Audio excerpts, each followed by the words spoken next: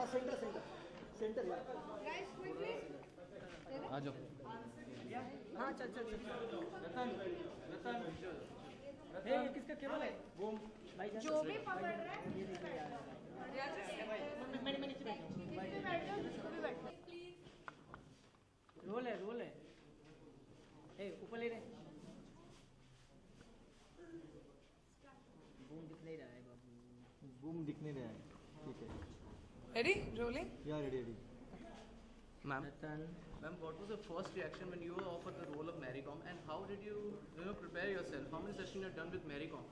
English की हिंदी? हिंदी हिंदी। जब पहली बार उमंग मुझसे मिलने आए इस फिल्म के बारे में, तब मैं बहुत एक्साइटेड थी एज एन एक्टर। ये बहुत अच्छी अपॉर्चुनिटी लगी मुझे। मैं हमेशा ढूंढती हूँ ऐसी अपॉर्चुनिटीज़ को जहाँ मैं अलग फिल्में करूँ या कुछ ऐसा किरदार निभाऊँ जो थोड़ा सा पुश करे एनवेलप को। So I try to do that. And secondly I think मेरी से मिलना ऑब्वियसली बहुत ज़रूरी था। मेरा मैं बहुत उससे मिली, बहुत बार मिली एंड घोंट के पी लिया मैंने मेरी कॉम को। गाइस थोड़ा सा साइलेंस रखने की कोशिश करें। सदर जी तेरा हाथ नीचे कर। एक minute, late them just settle down. Okay settle. या हाँ बूम नीचे रखिए प्लीज। हाँ वो नीचे रखिए प्लीज। हाँ ये ठीक है? ये बढ़िया everything. Sorry, let them just settle down because it gets या ओके ओके डन। सबसे ज्यादा डिफिकल्ट चीज आपके लिए क्या रही इस फिल्म के शूटिंग के दौरान? ऑब्वियसली फिजिकली अपने आप को एक बॉक्सर की तरह बनाना। बॉक्सर्स यू नो बहुत सालों के बाद जब इतने साल गेम खेलते हैं तब उनकी बॉडी वैसे बनती है। मेरे पास सिर्फ 90 दिन थे, 3 मंथ्स। और मैं साथ में क्रिश की शूटिंग कर रही थी, गुंडे की शूटिंग कर रही थी, रामलीला का गाना कर रही थी। So I didn't have the luxury कि मैं बहुत वक्त बिताऊं। तो वो मेरे लिए सबसे बड़ा चैलेंज था कि होगा कि नहीं। स्ट्रेस। अनुराग बासु जी ने कहा है कि लुक सामने बहुत ही बड़ी फूडी है, उनको खाने से दूर रखना बहुत मुश्किल है। तो कितना डिफिकल्ट रहा खाने के मतलब क्रेविंग को कंट्रोल करना? देखो जो लोग मुझे जानते हैं ना अच्छे से, वो इस बात को बहुत अच्छे से समझ जाएंगे कि मेरे लिए कितनी मुश्किल होगी ये फिल्म कि मुझे अपना डाइट चेंज करना पड़ा। मैं एक बहुत हाई प्रोटीन डाइट पे थी। मैं अपनी फेवरेट खाने नहीं खा पाती थी और उस वजह से मैं बहुत डिप्रेस्ड हो जाती थी कभी कभी। But otherwise it's okay, it's a small price to pay. Darshan आपसे पूछना चाहेंगे, आप उसी टाइम पे NH10 की शूटिंग भी कर रहे थे और यहाँ पे भी मैरी कॉम की भी, एंड वहाँ you playing a negative character and यहाँ आप मेरी का सपोर्ट सिस्टम प्ले कर रहे हैं। तो हाउ डिफिकल्ट वाज इट? वहाँ नेगेटिव, यहाँ पॉजिटिव। गाइस प्लीज जवाबों के बीच में क्या हो गया आप लोगों को? क्या चाहिए मुझे बोलो, मैं कर देती हूँ। आप पीछे हो जाओ थोड़ा सा, माइक इधर रख दो, ऐसे नीचे बैठ जाओ। Is that okay? नीचे बैठ जाओ। चलिए सही है ma'am. Thank you ma'am. Thank you. Because they keep talking. Okay सब sorted, simple, comfortable. Priyanka ji नहीं लुक सामने रखिए। सवाल का जवाब उधर। ओके अब बस ऊपर बड़ा बूम। अभी सेट कोई बोला मत।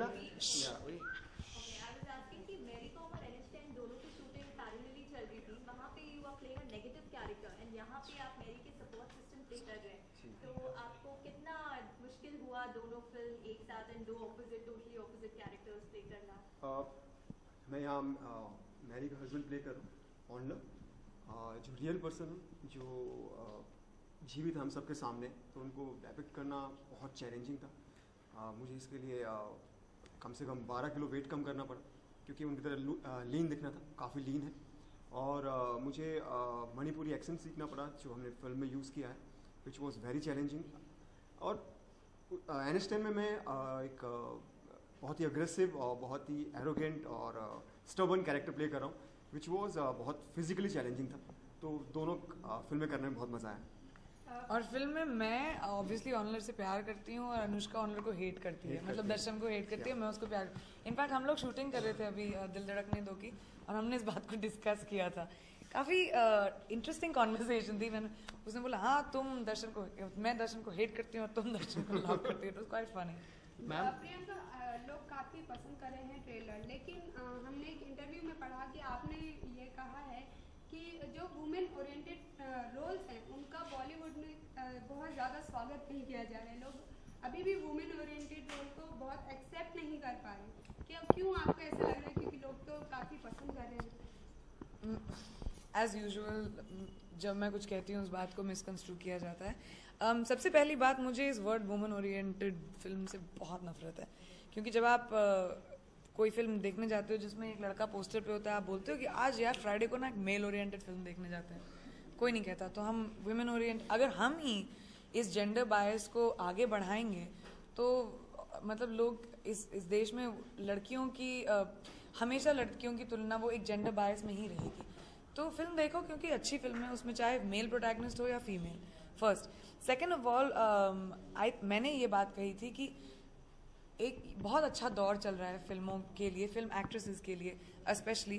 जब मैंने फैशन की थी या एतराज़ की थी, सबने मुझसे बोला था कि यू नो वैम्प बन के रह जाओगी या फीमेल ओरिएंटेड फिल्में लोग पसंद नहीं करते हैं, लेकिन तभी भी मैंने की और वो मेरे लिए बहुत अच्छी वर्कआउट करी। आफ्टर दैट इतनी सारी एक्ट्रेसेस को मैं देखती हूँ जो आजकल हिम्मत करके ऐसी फिल्में करती हैं जो सिर्फ उनके कंधों पे हो, एंड दैट्स हार्ड, स्पेशली क्योंकि हम एक मेल डोमिनेटेड दुनिया में रहते हैं, सिर्फ इंडस्ट्री में नहीं बट दुनिया में रहते हैं। आई थिंक बहुत क्रेडिट जाता है ऐसे राइटर्स और डायरेक्टर्स को जो फर्स्ट ऑफ ऑल ये चांस लेते हैं, और ऑडियंस को जो ये फिल्में आप देखने जा रहे हैं क्योंकि उनको फिल्म अच्छी लगी। जैसे आप क्वीन देख लें, कहानी देख लें, डर्टी पिक्चर देख लें, हाईवे देख लें, ऑफकोर्स मर्दानी, मेरी कॉम, दीज आर फिल्म्स जो आपको मेन प्रोटैगनिस्ट में फीमेल है लेकिन they are successful, people watch them. But सबसे ख़ास बात आई थिंक अभी इस दौर के लिए कि जो सक्सेसफुल कमर्शियल फिल्म्स होती हैं उसमें लड़कियों को बहुत अच्छे रोल्स मिलने लगे हैं। जैसे मैंने बर्फ़ी की 100 करोड़ प्लस फिल्म है, उसमें मैं क्रेडिट डेफिनेटली ले सकती हूँ कि मेरा, रणवीर और इलियाना तीनों का कंट्रीब्यूशन था। जैसे आप रामलीला या चेन्नई एक्सप्रेस देख लें, दीपिका का कंट्रीब्यूशन कोई डिनाई नहीं कर सकता। राजनीति देख लें, कटरीना का कंट्रीब्यूशन कोई डिनाई नहीं कर सकता। आलिया इन 2 states, I think it's incredible that actors and actresses आजकल वैसे रोल्स लिखे जा रहे हैं लड़कों के लिए भी और लड़कियों के लिए भी। तो ये दौर बहुत ही पावरफुल है आई थिंक फीमेल एक्टर्स के लिए। अच्छा प्रियंका, एक फिल्म में डायलॉग भी है कि फाइटर्स कभी हार नहीं मानते, तो क्या कभी प्रियंका की लाइफ में ऐसा मोमेंट आया है कि जब आपने ये सोचा हो कि नहीं यार मैं थक चुकी हूँ, कभी आपने बहुत बार होता है ऐसा। ऑनलर का डायलॉग है फिल्म में जो दर्शन ने प्ले किया है, एंड ये एक ऐसा टाइम है जहाँ पे मैरी गिव अप करना चाहती है, लेकिन उसका हस्बैंड उसको बोलता है कि तुम एक फ़ाइटर हो और फाइटर कभी गिव अप नहीं करता। और ऑफ कोर्स हर इंसान की ज़िंदगी में ऐसी बहुत सारी टाइम्स आते हैं जहाँ पे आप थक जाते हो यार लड़के, जहाँ पे कभी कभी you feel like you are not strong enough. लेकिन आई थिंक एक इंसान की स्ट्रेंथ की परख तभी होती है जब वो सबसे डिफ़िकल्ट सिचुएशंस में स्माइल करके उसको क्रॉस करे। आई थिंक वो एक इंसान की अग्नि परीक्षा होती है, and every one of us goes through it. Darshan, आपकी लाइफ में ऐसा कभी मोमेंट आया है?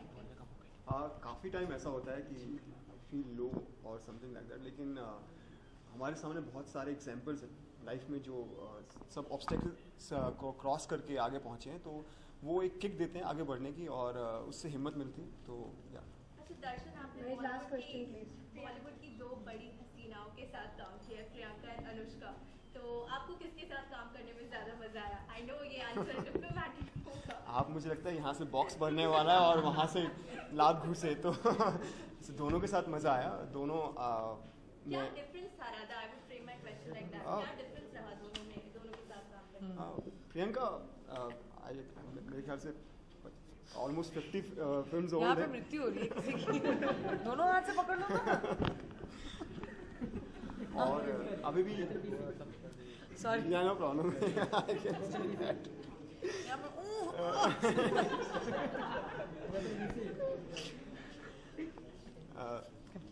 यहाँ पे उसका जवाब तो बोलने दो। हाँ जवाब। प्रियंका कम से कम आई थिंक 50 फिल्म्स ओल्ड हैं। इतनी बड़ी सुपरस्टार हैं, इतनी टैलेंटेड है, मल्टी टैलेंटेड है, सुपर एक्टर हैं, इतनी वर्ल्ड में नाम हुआ है as a singer, super singer है, लेकिन उसके बावजूद बहुत डाउन टू अर्थ है। और main thing, she is a beautiful soul.